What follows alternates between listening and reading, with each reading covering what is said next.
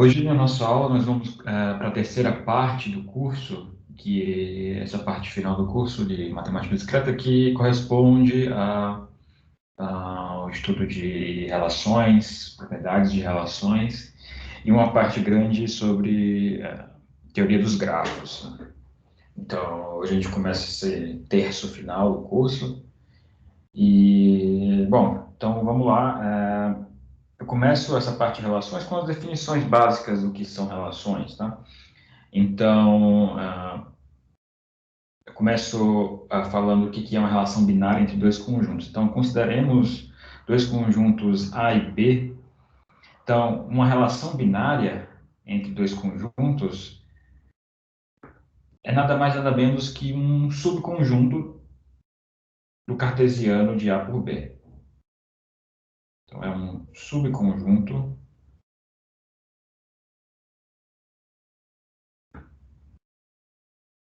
de A cartesiano B. Ou seja, um conjunto é um conjunto dos pares ordenados de A por B. Subconjunto, né, disso.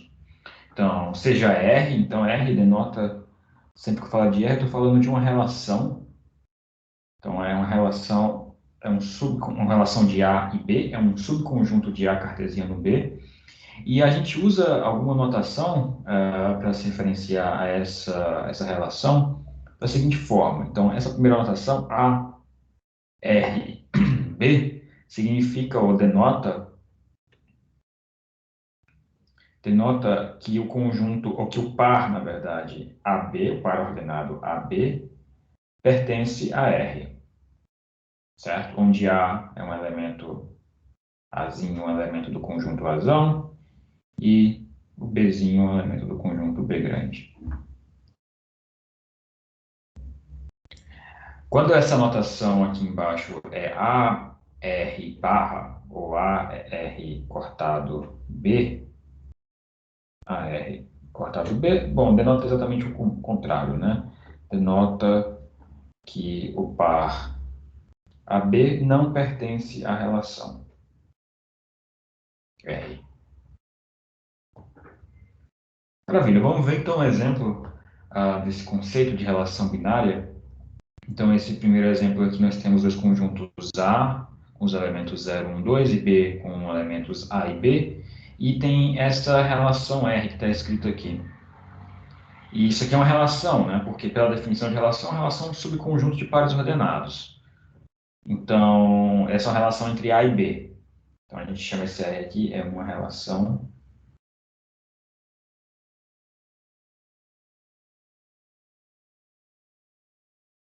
entre A e B.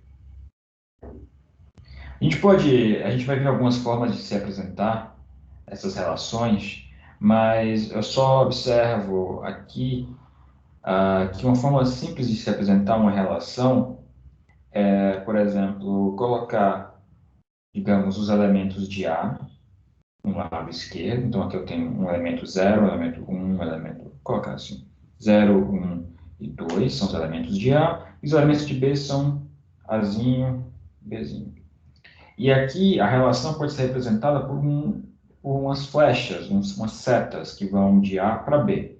Então, aqui é o conjunto, deixa eu fazer assim, aqui é o conjunto A, aqui é o conjunto B, Bzão. E a relação pode ser vista como sendo esse conjunto de setas que vão de A para B. Cada seta corresponde a um par. Então, se eu tenho o par 0A, então eu tenho a seta de 0 para A. O 0B, um A, um B e 2B. Tá? Então, a gente vai ver esse tipo de apresentação que é bem comum. Mas uma relação particular de muito interesse dos nossos estudos é uma função. Mas por que uma função é um tipo de relação? Né? Se você imaginar que uma função de um conjunto A para um conjunto B é o quê? É uma atribuição de um elemento de A, desculpa, de um elemento de B a cada elemento de A. Então, uma função f que vai de A para B atribui exatamente um elemento de B a cada elemento de A.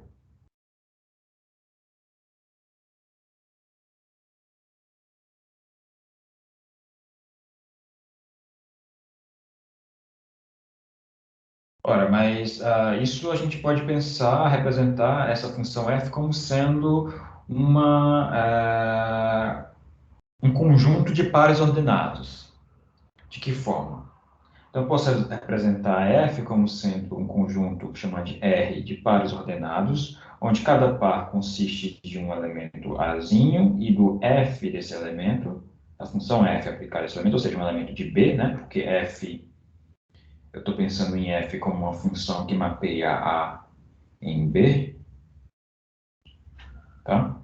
Então, isso aqui está definido para todo elemento do conjunto A grande. Ora, isso aqui é o quê? É um subconjunto de A cartesiano B, certo? Portanto, R aqui é o conjunto dos pares que representa a função f, e logo uma função f é, na verdade, simplesmente um caso especial, ou um tipo particular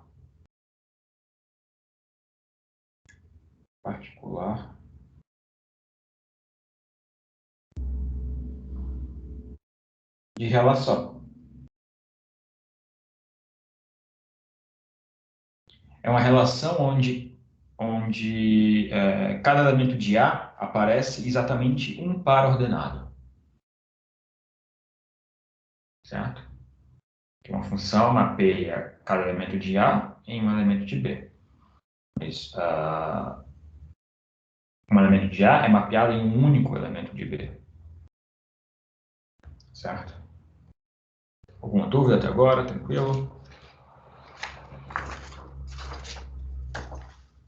Então,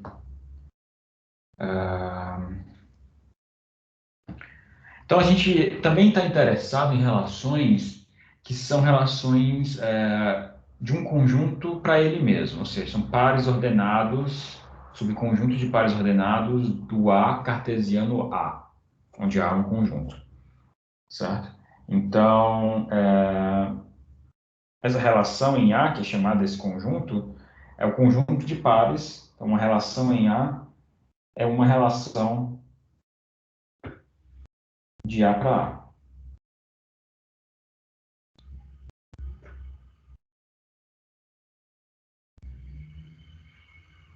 Ou seja, um subconjunto do A cartesiano A.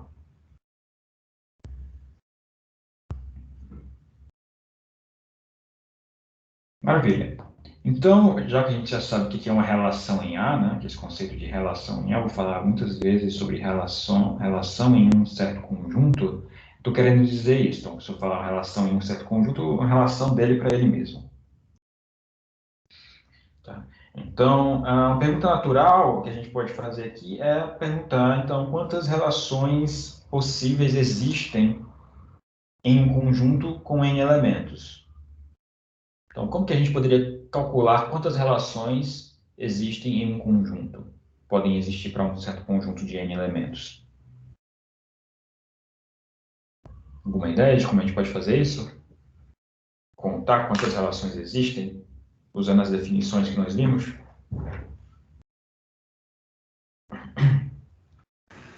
Combinação de N escolhe 2? Combinação de N escolhe 2? Não, porque aqui a gente está falando de pares ordenados, né? Então, não é exatamente combinação, porque combinação não tem ordem, certo? Então, a gente tem que falar de pares ordenados. Então, vamos seguir nessa ideia. Então, vamos pensar assim. Quantos elementos possui A cartesiano A? possui quantos elementos?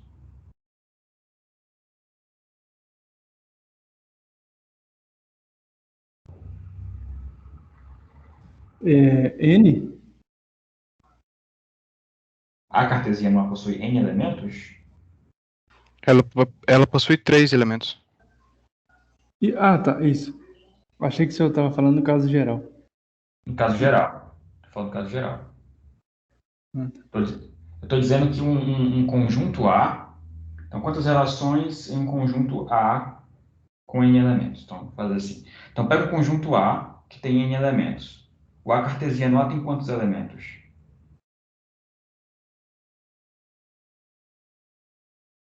Dois elevado a n? Não. N Vamos vezes ver. N? 2N? N vezes n. N ao quadrado. Né, que são todos os pares ordenados. Né? Como é que forma um elemento de A cartesiano A? O que é um elemento de A cartesiano A? É um elemento do tipo x, y, onde x pertence a A e y pertence a A, certo? Quantos elementos tem em A? Quantas possibilidades de x existem? N possibilidades de x. Quantas possibilidades de y existem? N possibilidades de y existem, que é o tamanho de A. Então, existem quantos pares ordenados? N ao quadrado. Certo? Então, o A cartesiano A tem n ao quadrado elementos.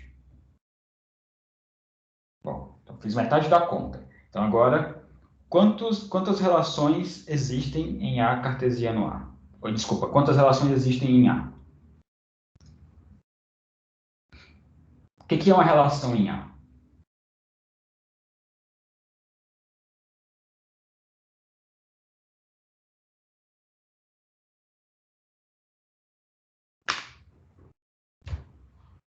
O que é uma relação em A?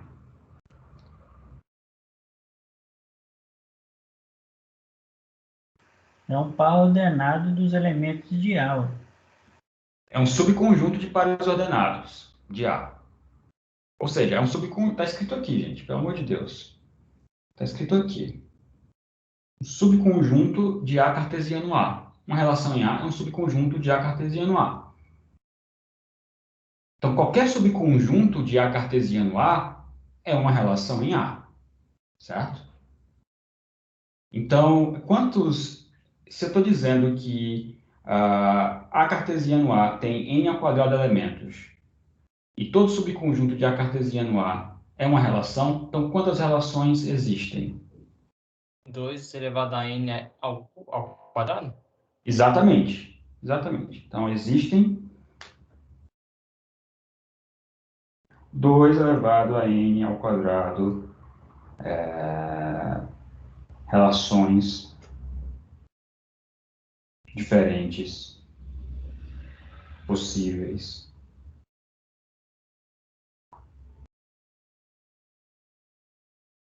em A.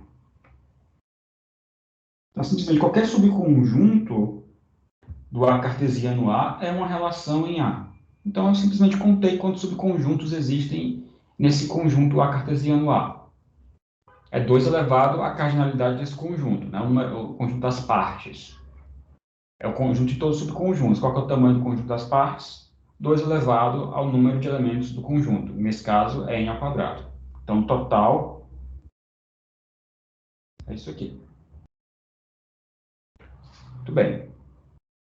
Quando a gente fala de relações, a gente está interessado em relações que tenham certas propriedades, porque existe, acabou de ver que tem um número enorme de relações, mas nem toda relação é necessariamente importante ou relevante para a gente. Então, a gente está interessado em relações com certas propriedades, que são as propriedades que eu vou mencionar agora. Então, vou falar sobre propriedades de relações. Então, eu vou mencionar aqui ah, 4 propriedades básicas de relações. A gente vai definir exatamente o que significa cada uma dessas propriedades que estão aqui. A primeira propriedade é dizer que uma relação é reflexiva. O que significa uma relação ser reflexiva? O próprio nome já dá uma ideia do que significa uma relação reflexiva, né? Significa que uma relação é dita reflexiva se todo par AA pertence à relação. Isso tem que valer para todo elemento do conjunto. Certo? Então, reflexiva é por quê? Porque tem todos os pares de elementos com ele mesmo.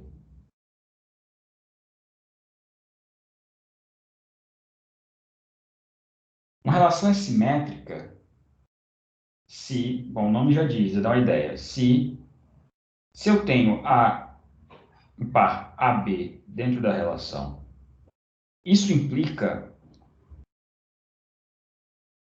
que o par BA também está na relação. Então, AB está na relação sempre que o par BA pertence também à relação. Então, simétrica. Se eu tenho AB, tem que ter BA na relação, dentro do conjunto. Lembra que uma relação é um conjunto. Conjunto de pares ordenados. Certo? Uma relação é antissimétrica se satisfaz a seguinte propriedade.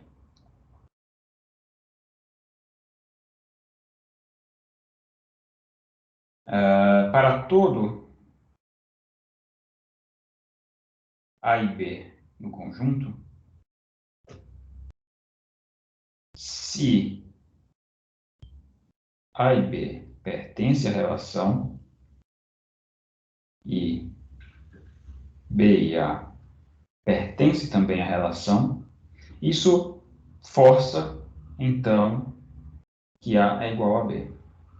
Então, A igual a B.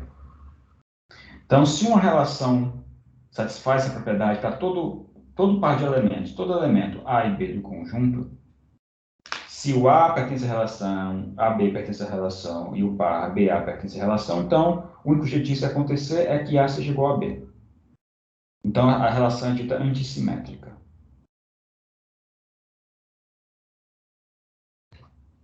Então, finalmente, a última relação, a última propriedade de relações... Sim? Só uma dúvida. A antissimétrica nunca pode ser simétrica e não necessariamente vai ser reflexiva, né? A antissimétrica nunca pode ser simétrica. Nunca vai ser simétrica, mas não necessariamente vai ser reflexiva, né?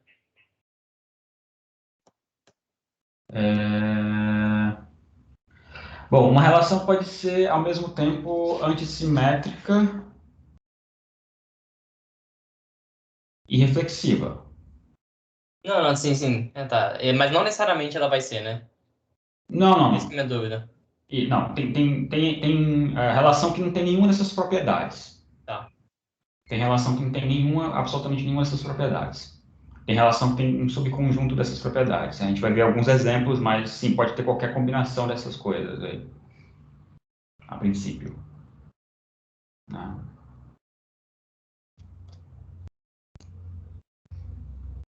Beleza. A última propriedade é transitividade. O que significa transitividade?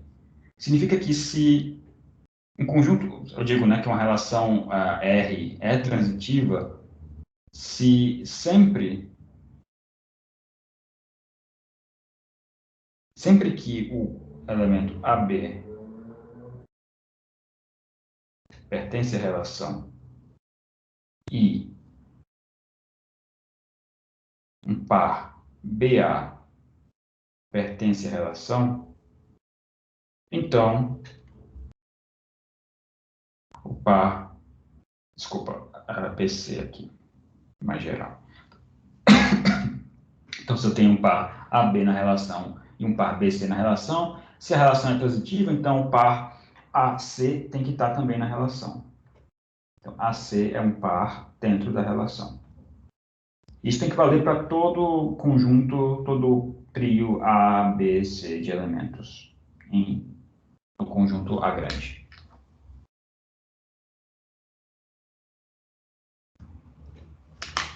Certo? Então, se uma relação satisfaz essa propriedade para todo A, B e C, se AB pertence à relação, BC pertence, então o AC pertence. Tá? Então vamos ver alguns exemplos dessas que têm essas propriedades, de conjuntos ou de relações que têm essas propriedades. Então vamos considerar esses exemplos. Essa primeira relação aqui, relação R1, ela é simétrica. Então, o que é simétrico? Ou melhor, ela é reflexiva, primeiro. Sim ou não?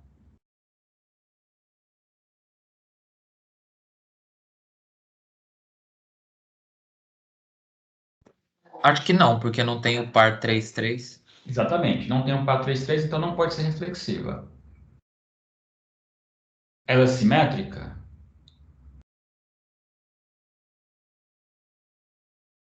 Não, porque não tem o par 4-3 também. Não tem um par 4-3. Isso. Tem o 3-4, mas não tem o 4-3. Isso. Certo. Então não é simétrica, não é reflexiva. Ela é antissimétrica, então?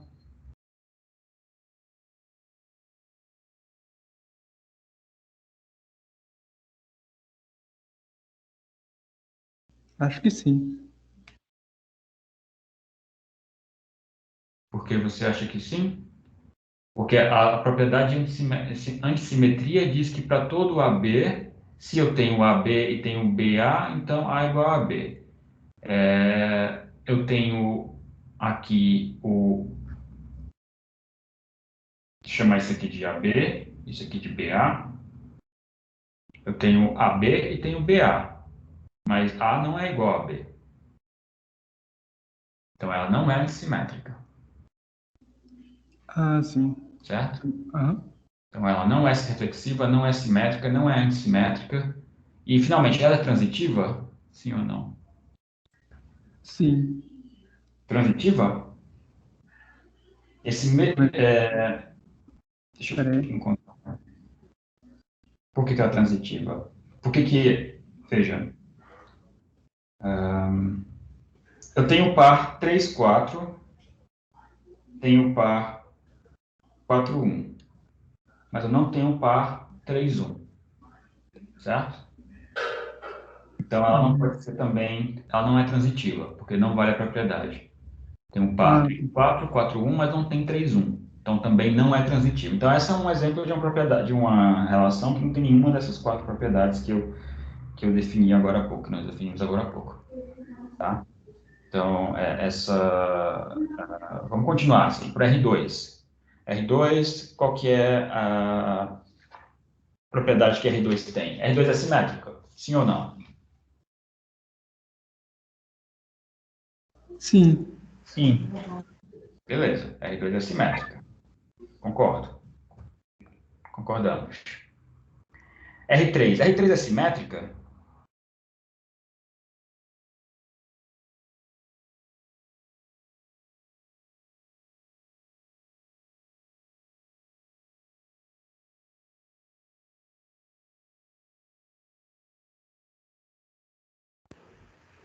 É.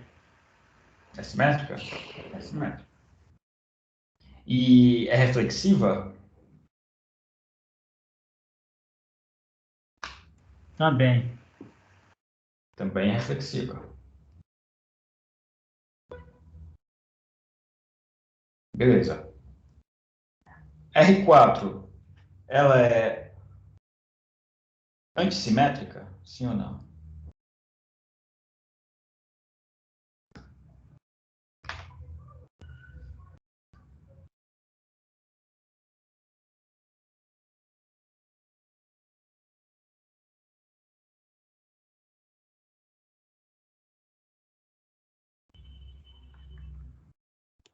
Não?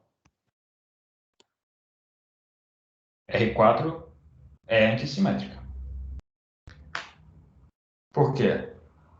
Bom, para todo elemento AB, vamos lá, vamos ver a propriedade. Qual que é a propriedade de antissimetria? Todo elemento AB, se o AB pertence à relação e o BA pertence à relação, então A igual a B. Na relação R4, eu posso chamar qualquer um desses pares de AB, então 2, 1 pode ser meu AB, Mas, por exemplo, se eu chamo o 2, 1 de AB, quem seria o BA? Seria 1, 2. Eu não tenho par 1, 2. Ok, então não tem nada de errado aí. Mesma coisa vale para 3, 1, 4, 1, 4, 2, 4, 3. Nenhum desses pares tem o seu reverso na relação. Então, essa relação é antissimétrica. Tá claro? Essa relação, ela é transitiva?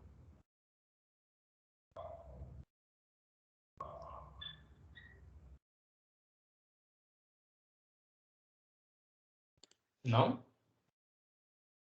Não é qualquer par que não é transitivo. É, Se não é por exemplo, transitivo... 2, 1 não tem alguma coisa no caso, né? Não, mas o que diz a propriedade de ser transitivo? Se tem AB e tem BC, então tem AC. Ah, verdade, verdade. Então, o fato de não existir o par lá não quer dizer nada, porque ele não satisfaz a condição da propriedade. A propriedade é se tem AB e BC, então tem AC. Então, essa relação R4, ela também é transitiva. Então, a gente tem exemplos aí, então, de propriedades, dá para fazer mais exemplos até. E, bom, então, essas propriedades vão ser muito importantes, mas nós vamos falar delas várias vezes nessas aulas, na aula de hoje e nas próximas aulas, tá?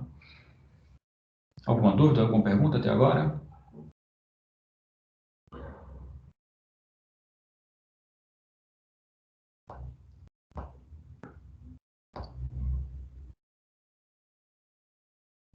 Beleza. Então, Ô, relações, eu Pablo, falei para vocês que relações são conjuntos. Oi? Sim? na primeira eu acho que você não escreveu na frente.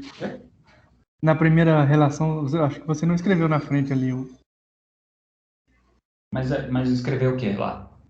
É porque aqui se você escreveu que é simétrica na segunda, aí simétrica É porque ela não é simétrica, Ah, não atende, ela não atende aos casos, né? É ela não é verdade. nada. É uma relação, Uhum. ela não satisfaz nenhuma das 4 propriedades. Tá? Ah, beleza, obrigado. Beleza.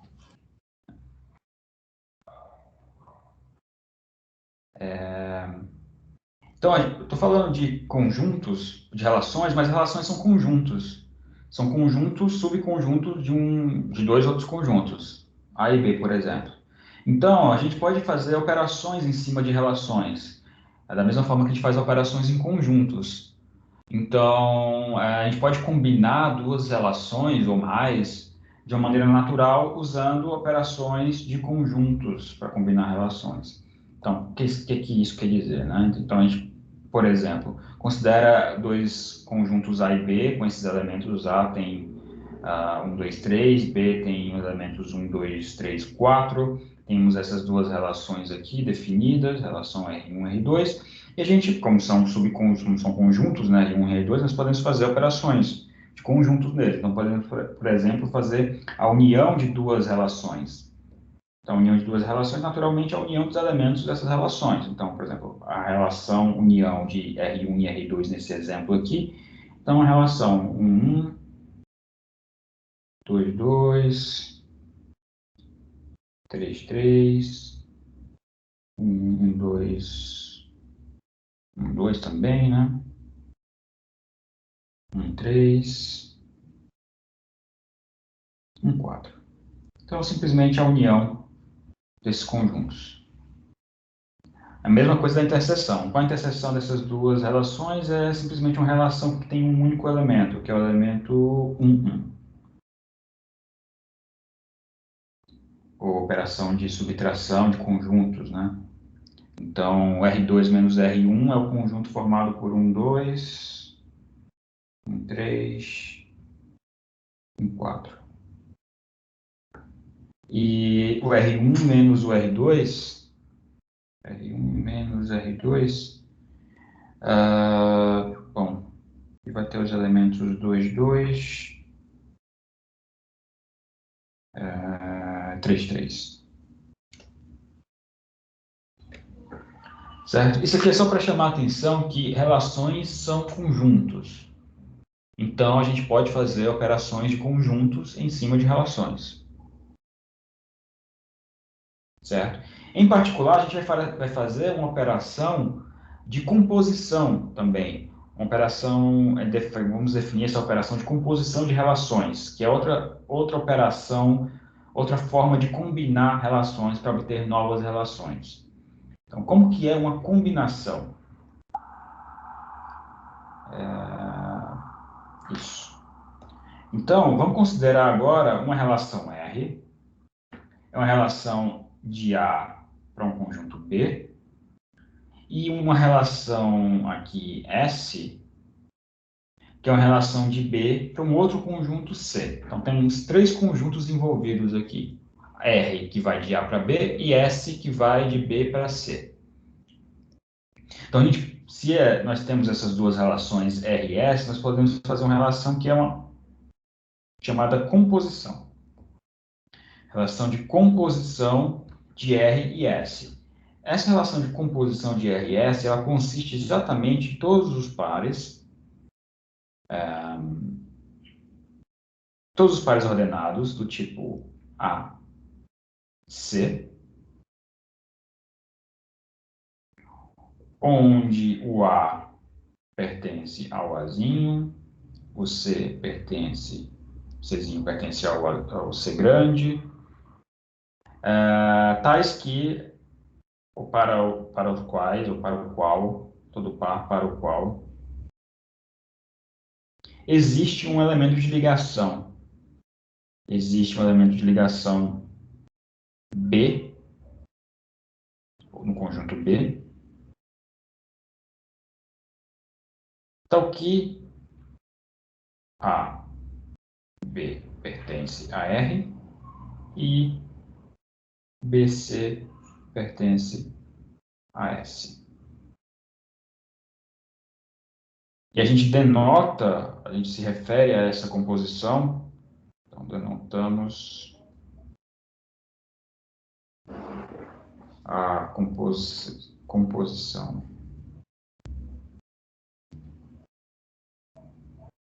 de RS por S bola R. Então, quem que é exatamente esse conjunto? Vamos tentar entender esse conjunto de uma maneira mais gráfica, com um exemplo. Então, vamos lá. Imagina que a gente tem um conjunto, então, A. Vamos pensar que A tem três elementos. Digamos, o elemento A1, A2, A3. Temos o conjunto B. O conjunto B tem três elementos também. Vamos supor, B1, B2, B3. E temos o conjunto C. Vou pensar que C tem quatro elementos. Então, tem o C1, C2, C3, C4. Tá. O que é uma relação, que eu falei no começo da aula? Pode ser vista como um conjunto de setas, ligando o conjunto A ao conjunto B. Isso seria a relação R, né, que eu estou me referindo. Então, como é que eu represento R? Então, represento com essas setas. Então, por exemplo, eu posso pensar em R como sendo uma relação que tem os pares A1, B1, digamos A1, B2, aí tem o par também A1, A2, B2, e tem um par, sei lá, A3, B2. Temos esses três pares aqui, esses quatro pares. E essa, vou dizer que é a minha relação R entre A e B. Vou fazer de outra cor aqui, a relação S. Então, vou fazer uma relação S, criar uma relação S. É uma relação entre B e C.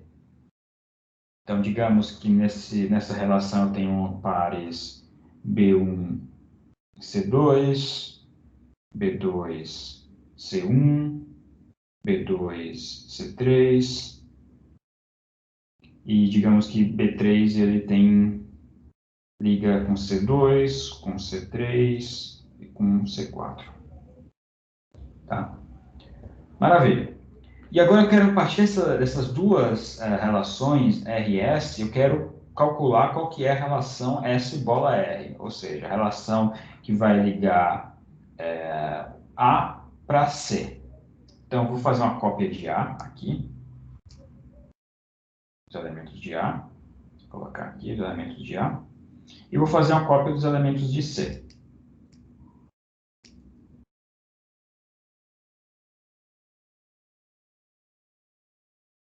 Tá mais próximo. E agora eu quero calcular quem são as ligações do conjunto, da relação. Vou colocar a relação de cor verde. A relação vai ser a relação S bola R. Então, como que eu faço, então, a relação S bola R, de acordo com essa definição de composição? Quais são as setas que eu tenho?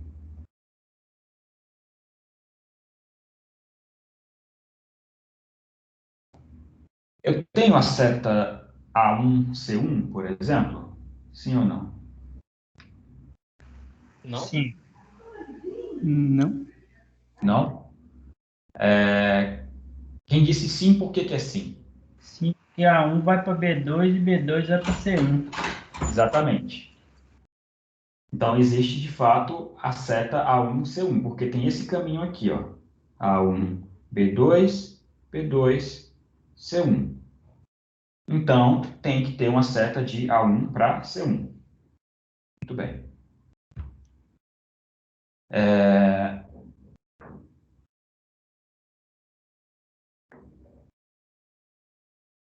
A3C2 tem seta? Sim ou não?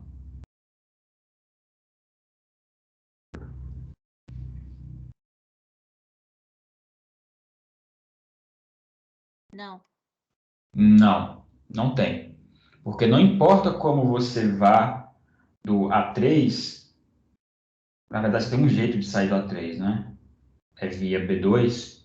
E chegando em B2, não existe nenhum arco de B2 para C2. Então, não se encaixa na definição de composição. Ou seja, não tem como chegar de A3 para C2. Então, não existe esse arco aqui de A3C2.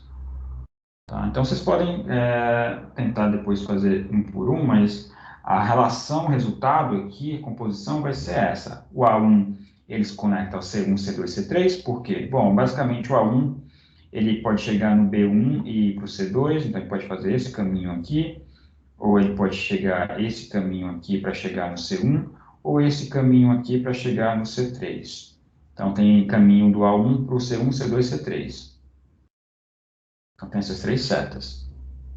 O A2 vai para o C1, flecha C1 e flecha o C3.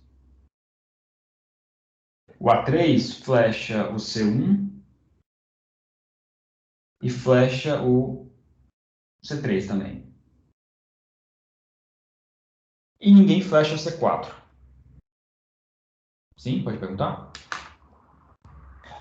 Professor, essa relação não teria que ser denotada por R bola S em vez de S bola R, não? Ou a ordem tanto faz? Não, a ordem importa. É R bola S, porque é como se você pensasse aqui como sendo uma aplicação, como se fosse uma composição de funções. Como é que a gente faz uma composição de funções? Né? Pensa SR como sendo funções. Quando a gente faz S bola R em um certo elemento, isso significa o quê? Que a gente está aplicando, isso aqui é uma notação para aplicar o S, aplicar o R em A. Certo? Então, primeiro eu faço o R, depois eu faço o S. Por isso que é o R Entendi, bola S. entendi. Beleza? Então, Obrigado. a ordem importa, sim. É diferente eu fazer S. Nem faz sentido, porque eu nem consigo ir de S para. De C para A, né? Não está definida essa relação de C para A. Tem que seguir o sentido da relação. Tá? Mais alguma dúvida, alguma pergunta? Nesse caso, então, é S bola R, né? Essa última aí. S bola R, porque primeiro eu vou na relação R, depois eu vou na relação S. Então, Ok. S bola R, a relação. Tudo bem. Novamente, eu posso definir essa ideia de composição de uma relação no mesmo conjunto. Ao invés de ser uma relação entre A e B, e B e C, pode ser uma relação entre A e A, conjunto só. Então, se for uma relação entre um conjunto só, eu posso fazer isso um número qualquer de vezes. Certo? Então, a gente define então essa relação potência, vou colocar em destaque aqui. Então, a relação em conjunto A, então, eu vou escrever direito isso aqui. Então, seja R uma relação em conjunto A. Ponto. Dada uma relação no conjunto A, eu posso definir a potência dessa relação para qualquer n. R elevado a n para qualquer n. Então, o que significa R elevado a n, onde R é uma relação? Então, a potência da relação R. A enésima potência da relação R. N é qualquer, um inteiro positivo. Esse conjunto aqui é um conjunto que é definido recursivamente, da seguinte forma. R1 é igual ao próprio R, e Rn mais 1 é igual a Rn bola R. Então, simplesmente uma definição. Então, a potência é a aplicação de n vezes a relação R em cima do conjunto, do mesmo conjunto, que é uma relação, aqui eu estou falando uma relação em um conjunto só, que é o conjunto A. Então, nada mais nada menos que aplicar R vezes a relação. Quando a gente fala de potências de uma relação, tem uma caracterização desse tipo de relação bem interessante, que é a seguinte, que é dada por esse teorema aqui. Deixa a definição junto. Então, esse teorema diz que uma relação R em um conjunto A é transitiva.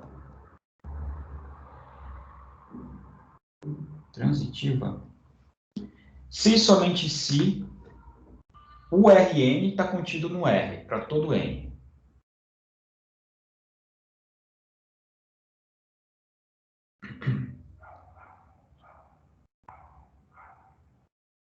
Certo? Primeiro, está clara a definição de potência, a relação de potência? É a composição de n vezes a relação com ela mesma. Tá? E esse teorema caracteriza conjuntos transitivos em função de relações de potência. Então, o conjunto é transitivo se somente se ele satisfaz essa propriedade de potência. O Rn para todo n está contido no próprio R. Vamos demonstrar esse teorema. Tem um lado que é bem fácil. A volta é bem fácil. Então, vou colocar assim, a volta. A volta desse enunciado, a volta desse teorema é o quê? Eu estou supondo que Rn está contido em R para todo N, e quero deduzir que o conjunto R, que é a relação R, é uma relação transitiva. Então, vamos lá. Suponha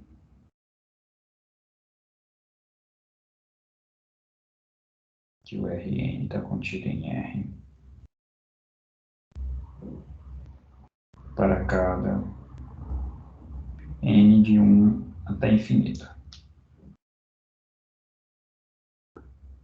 Bom, se isso vale, em particular, vale que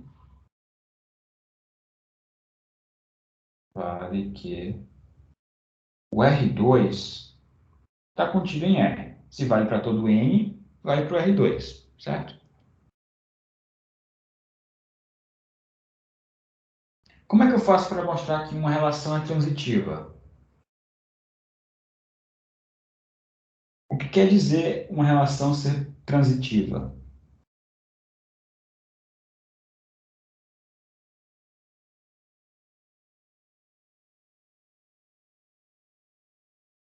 que é uma relação transitiva, pessoal?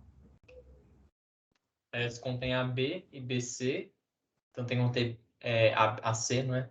Isso. Se tem AB e tem BC, então tem AC. Exatamente.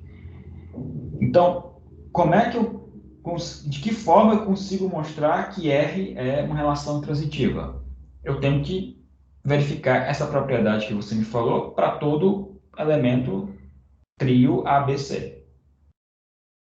Certo? Então, vamos pegar então, supor que eu tenho um par AB que pertence à relação e um par BC que também pertence à relação. E aí eu quero provar que o AC está dentro da relação, certo?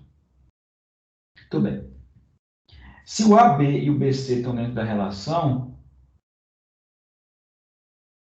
então a gente pode concluir que o AC ele pertence ao R2. Certo? Por quê? É a definição de composição, né? Se eu tenho uma seta de A para B e uma seta de B para C, então eu tenho uma seta de A para C. Ou seja, o AC tem que estar no R2. Ué, mas o R2 é um subconjunto do R. Então, o AC pertence ao R.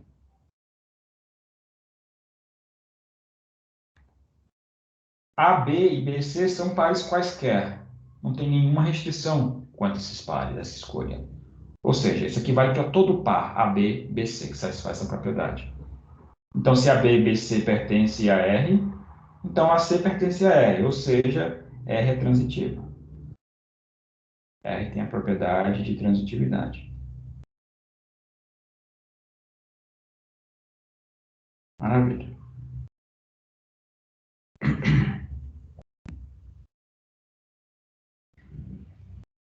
Para fazer a ida, então... Professor, Sim. só uma dúvida. Na questão da potência ainda ficou um pouco confuso para mim. Por exemplo, o R2 eu até entendi, mas, por exemplo, o que seria, por exemplo, o R3, R4 até Rn? Eu fiquei um pouco confuso. Você aplica de novo a potência, aplica de novo a relação. Então, Mas aí, por exemplo, seria de A, por exemplo, fazer um exemplo aqui, A, B, BC e, por exemplo, CD, por exemplo, seriam três conjuntos? isso. Você tem aqui o mesmo conjunto A. Certo? Imagina que eu tenho vou fazer isso aqui maior, né? Você quer fazer maior aqui. Beleza. Então, se eu tenho, imagina que eu tenho um arco daqui desse elemento 1, que vai para o elemento 2, que vai para o elemento 3, que vai para o elemento 4. Se eu tenho esse caminho direcionado aqui, o que significa? Eu apliquei 3 vezes a relação. Aqui é a relação R, aqui é a relação R, aqui é a relação R. De A para A, de A para A, de A para A. Certo? Então, significa que eu vou ter o elemento 1, 4, pertencente à relação R3. Certo? Isso aqui você pode fazer tão longo quanto você queira. Entendi. Né? Beleza. Mais alguma dúvida, pessoal, quanto à definição, quanto a algum conceito que não ficou claro?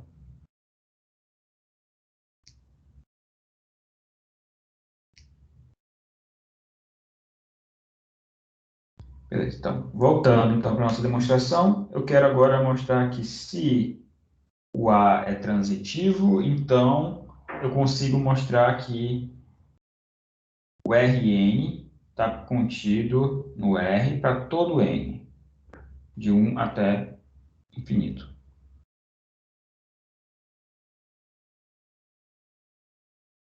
O que é uma recursão? Porque o Rn é uma definição recursiva. Quando se trata de definições recursivas, ela está implorando, pedindo para você usar indução.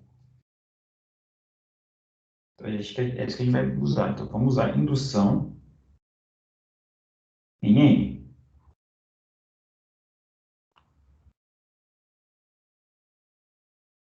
Se o N é igual a 1, é trivial. Porque o R1 está contido no R. Porque o R1 é igual ao R. Contido é igual, né? Porque ele é igual. R1 é igual a R. Então, para 1, a base está feita.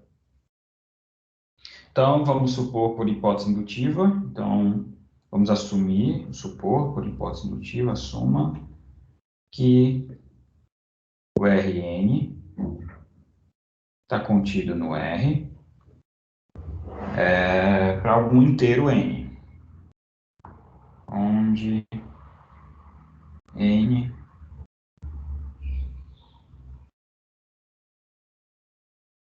inteiro positivo.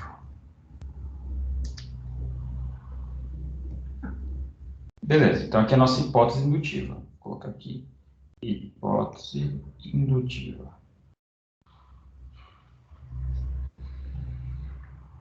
Então, para provar que o Rn mais 1, eu quero provar agora que o Rn mais 1 está contido no R.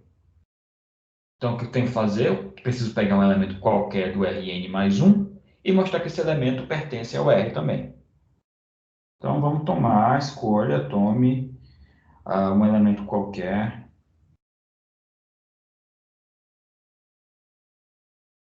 Chamar de AB, um elemento qualquer no Rn mais 1. O que é o Rn mais 1? Por definição, o Rn mais 1 é igual ao Rn, composição bola R.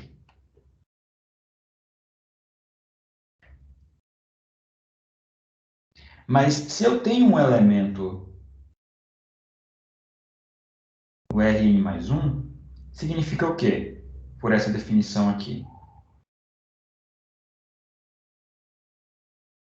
Significa que existe um X, um elemento em A, tal que AX pertence a Rn, desculpa, a R, e XB pertence a Rn.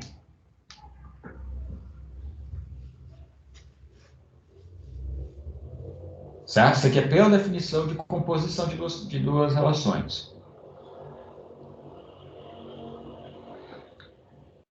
Por hipótese indutiva, esse XB pertencente a Rn, ele também vai pertencer a R. Por quê? Porque por hipótese indutiva, nós sabemos que o Rn está contido em R. Isso implica que se o XB pertence, o par XB pertence a Rn, então o par XB tem que pertencer a R. Certo? Mas além disso, nós sabemos que R é transitiva, por hipótese.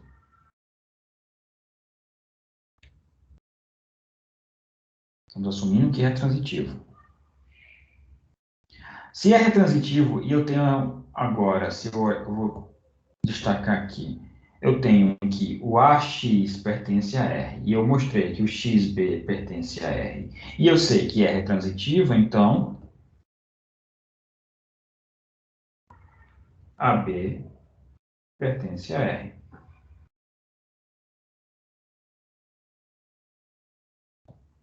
Ué, mas esse AB aqui é o mesmo AB aqui.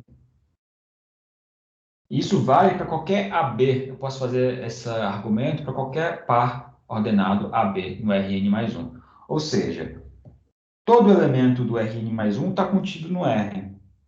Então, isso mostra, então, portanto,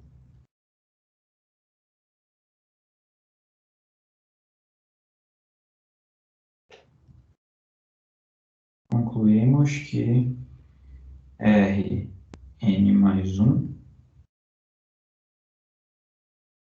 está contido em R. Isso conclui a nossa demonstração.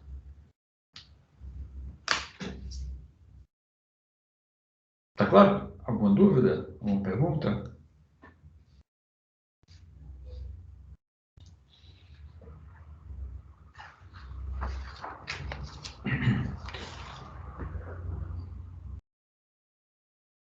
Então, para encerrar essa aula, eu quero falar para vocês de como que nós podemos representar essas relações.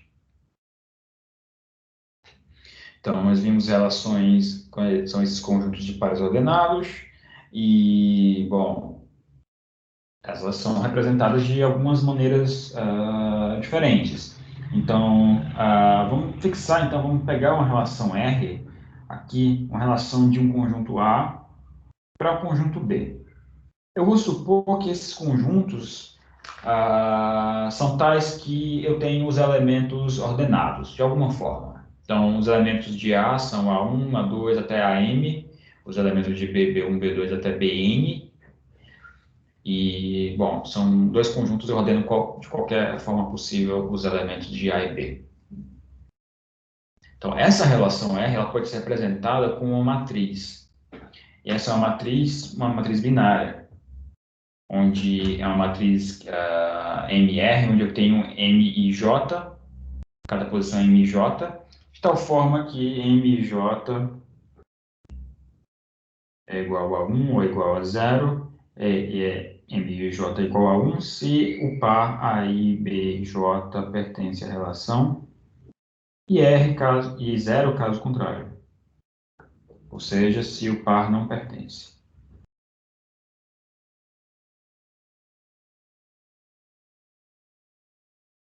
Não pertence à relação, que pertence. Tá?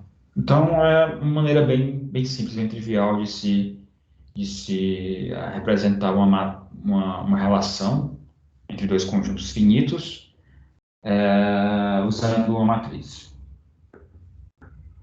Uma outra forma de representação de relação é usando digrafos. O que é um digrafo? Digrafo é um grafo direcionado. É um grafo direcionado que consiste em um par ordenado. Então, um digrafo é um par ordenado, V e E, onde V é um conjunto chamado de vértices. Então, consiste de um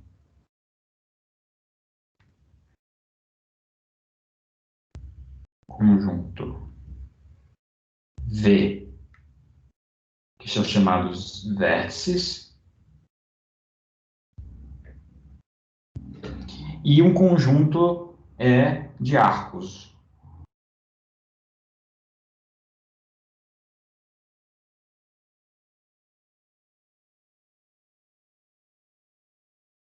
Esse conjunto que são chamados arcos são conjuntos, é um conjunto de pares ordenados do V, ou seja, um subconjunto de V cartesiano V. Esses são chamados os arcos.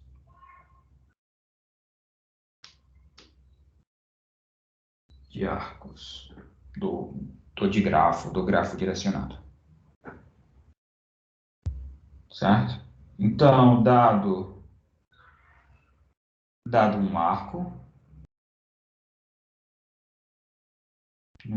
digamos, AB, um arco que pertence a esse grafo direcionado, a gente diz que esse vértice A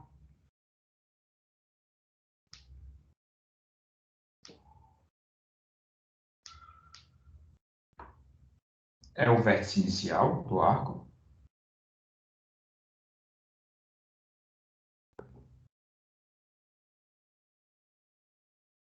E o B, o vértice final do arco.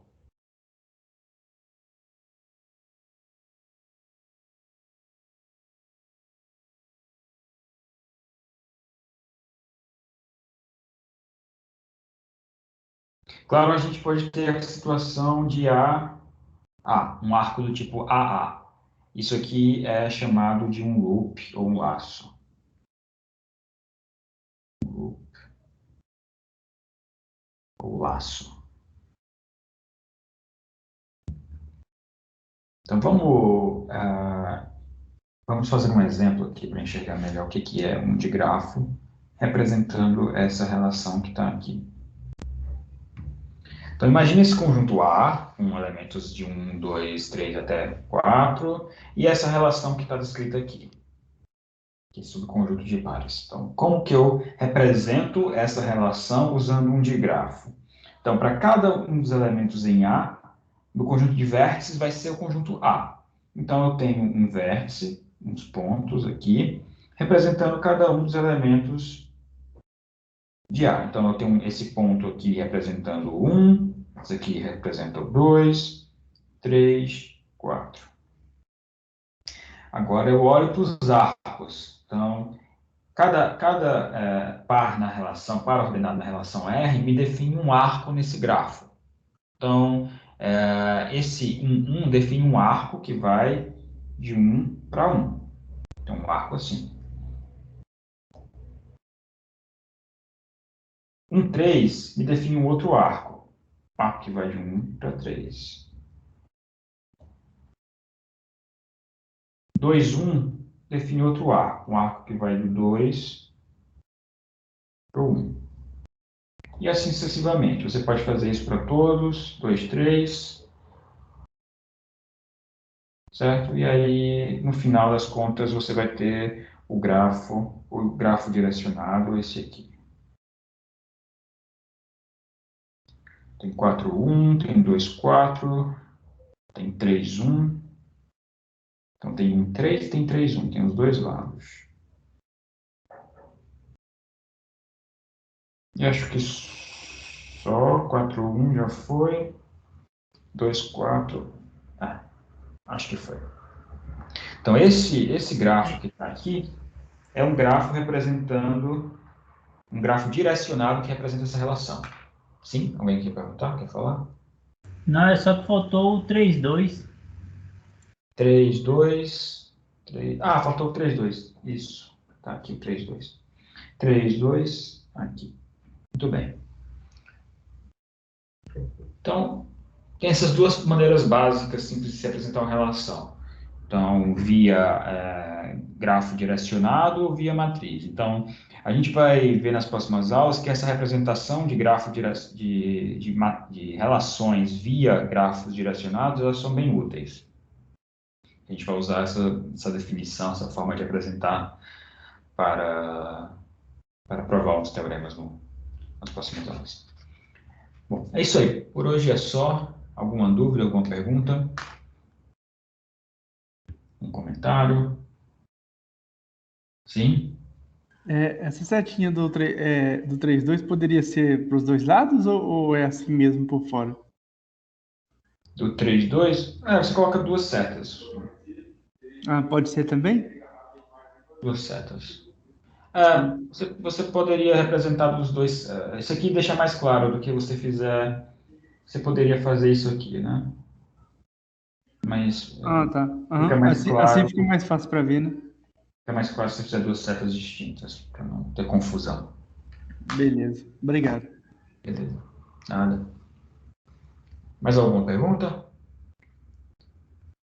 Então, é isso, pessoal. Por hoje é só. A gente se encontra na quarta-feira.